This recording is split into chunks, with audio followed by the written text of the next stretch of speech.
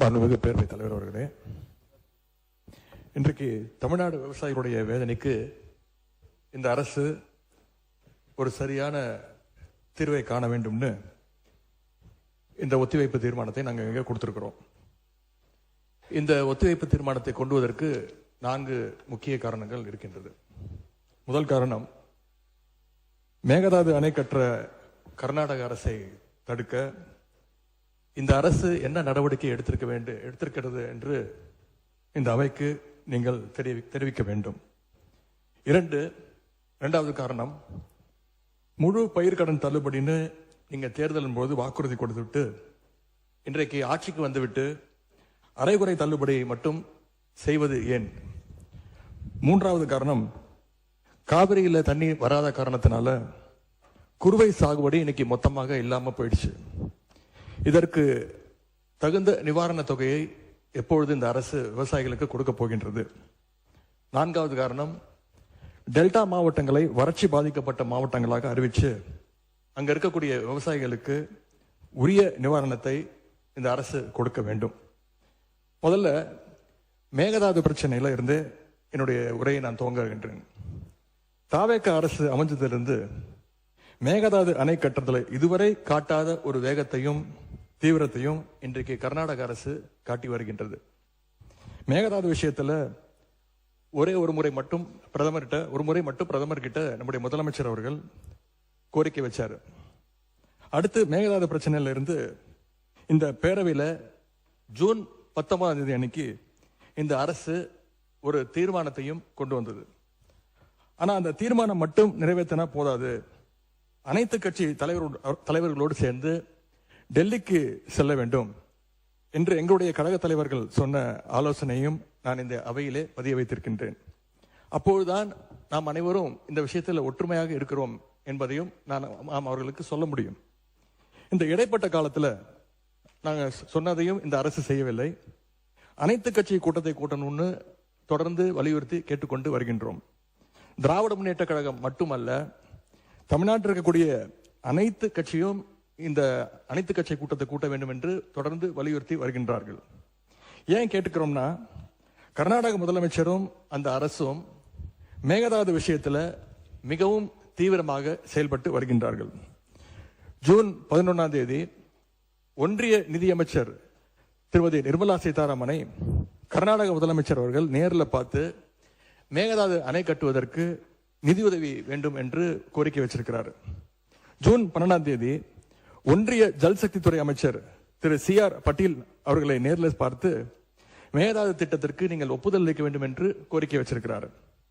ஜூலை 27ஆம் தேதி அன்றைக்கு நாடாளுமன்றத்தில் ஒன்றிய ஜல்சக்தி துறை அமைச்சர் இணையமைச்சர் மேகதாதுல அணை கட்ட தமிழ்நாடு, புதுச்சேரி மாதிரியான கீழ்ப்படுகை மாநிலங்கள், அதாவது லோவர் ரிப்பேரியன் ஸ்டேட்ஸ், அதனுடைய அனுமதி தேவையில்லை என்று கூறியிருக்கிறார்.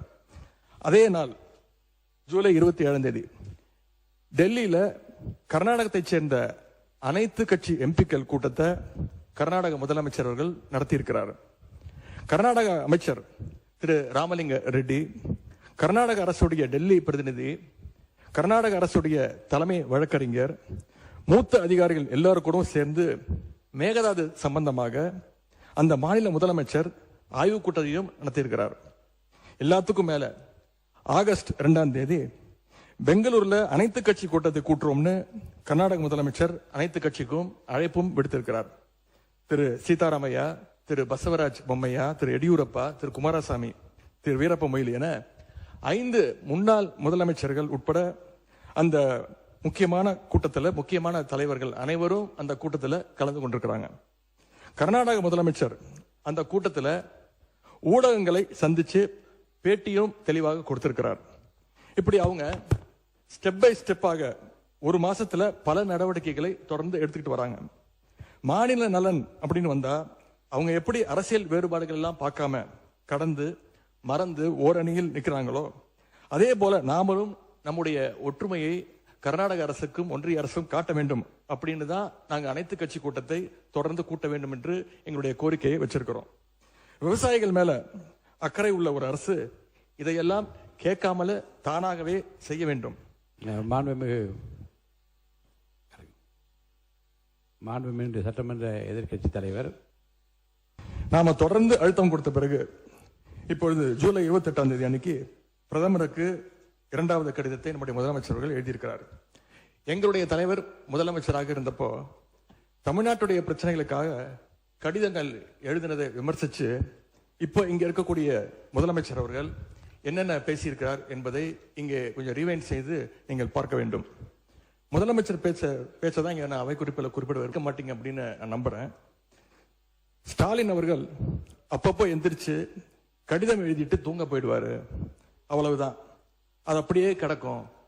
மானே தேனே பொன்மானே இப்படி கடிதம் எழுதுறது எல்லாம் இனிமே வேலைக்கு ஆகாது. நான் திரும்ப ஏற்கனவே சொல்லிட்டேன். அப்புறம் நீங்கள் பேசியதை அவை குறிப்பில் நீக்க வேண்டியது வரும். நீங்கள் கொடுத்திருக்கிற விதியை நான் சிறப்பு கவன ஈர்ப்பு தீர்மானமாக எடுத்துக்கொண்டிருக்கிறேன். நீங்கள் கொடுத்து தான் பேச வேண்டும். அதெல்லாம் பேசுவதற்கு உங்களுக்கு மானிய கோரிக்கைகள் வருகிறது. மற்ற சமயத்தில் இப்போது அதை அனுமதிக்க இயலாது. கவன ஈர்ப்பில் விதிகளின்படி எந்த பொருள் குறித்து நீங்கள் கவன ஈர்ப்பு கொடுத்துக்க சிறப்பு கவன ஈர்ப்பு கொடுத்திருக்கீங்க அதை குறித்து மட்டும்தான் பேச வேண்டும். மீதி விஷயங்களை பேசுவதற்கு நான் அனுமதிக்க மாட்டேன். தேவையற்ற சர்ச்சையும் எதை நோக்கி போக வேண்டும் என்று இந்த தமிழ்நாடு விரும்புகிறதோ அதை நோக்கி மட்டும் போங்கள். இங்கே இதை ஒரு பெரிய அரசியல் இருங்க.